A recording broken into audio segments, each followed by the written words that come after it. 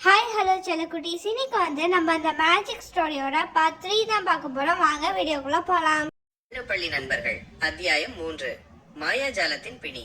பள்ளி முடிந்த பிறகு லியா, லூயிஸ் மற்றும் அலெக்ஸ் ஜாக் வீட்டிற்கு சென்றனர். அவர்கள் ஜாகின் தாயாரிடம் நடந்தவற்றை விளக்கினார்.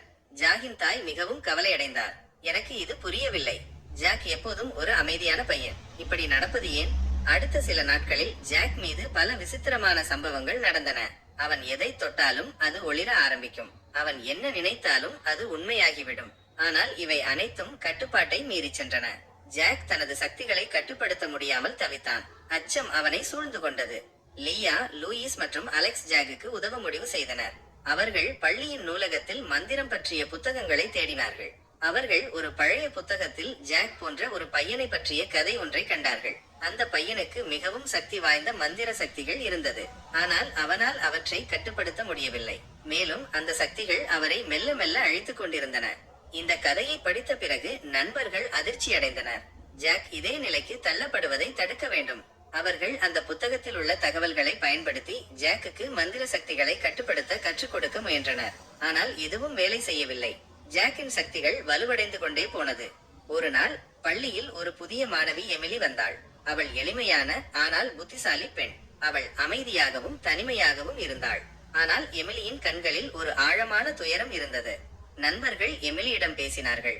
எமிலி தனது தந்தை ஒரு மந்திரவாதி என்று சொன்னாள். ஆனால் அவரது சக்திகள் கட்டுப்பாட்டை மீறி அவரை அழித்துக் கொண்டிருந்தன.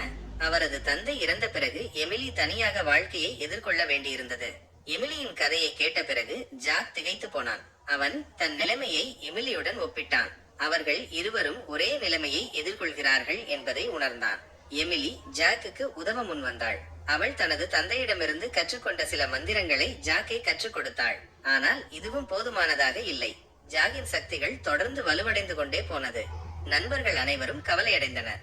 ஜாக் தன் சக்திகளை கட்டுப்படுத்த முடியாவிட்டால் அது அவரை அழித்துவிடும் என்பதை அவர்கள் அறிந்திருந்தனர். அவர்கள் தீர்வு காண வேண்டும். ஆனால் எப்படி? பள்ளியின் பழைய கட்டிடத்தில் ஒரு பழமையான மந்திர பெட்டி இருப்பதாக ஒரு கிசுகிசு பரவியது. அந்த பெட்டியில் மந்திர சக்திகளை கட்டுப்படுத்தும் ரகசியம் இருப்பதாக கூறப்பட்டது. நண்பர்கள் அந்த பெட்டியை தேடிச் சென்றனர். அவர்கள் பழைய கட்டிடத்தில் இருந்த இருண்ட அறையில் அந்த பெட்டியை கண்டார்கள். ஆனால் அந்த பெட்டியை திறக்க ஒரு சிறப்பு மந்திரம் தேவைப்பட்டது. ஜாக் தன் சக்திகளை கட்டுப்படுத்த முடியாத நிலையில் அந்த மந்திரத்தை எப்படி உச்சரிப்பது? நண்பர்கள் அனைவரும் பயத்தில் உறைந்தனர். தொடரும். குறிப்பு: இந்த கதை தொடர்ச்சியாக எழுதப்படும். நண்பர்கள் அந்த பெட்டியை திறக்க முடியுமா? ஜாக் தன் சக்திகளை கட்டுப்படுத்த முடியுமா? அவர்களை என்ன மாதிரியான சவால்கள் எதிர்பார்க்கின்றன? இந்த கேள்விகளுக்கான பதில்களை அடுத்த அத்தியாயங்களில் காணலாம். இந்த கதை தொடர்ச்சியாக எழுதப்படும். உங்கள் கருத்துக்களை பகிரவும். நன்றி. ஒரு சொன்ன மாதிரி இந்த கதை கண்டினியூஸா எழுதிட்டு தான் வந்துட்டு இருக்கோம். ஸோ உங்களுக்கு இந்த கதையில ஏதாவது சேஞ்ச் பண்ணணும்னா கமெண்ட்ல எங்க கூட ஷேர் பண்ணிக்கோங்க. இதை உங்களுக்கு பிடிச்சிருக்கா இல்லையா சொல்லி மறக்காம எங்க கூட ஷேர் பண்ணிக்கோங்க. நாளைக்கு உங்களை இந்த கதையோட பார்ட் 4ல மீட் பண்றேன். Bye guys, see you tomorrow.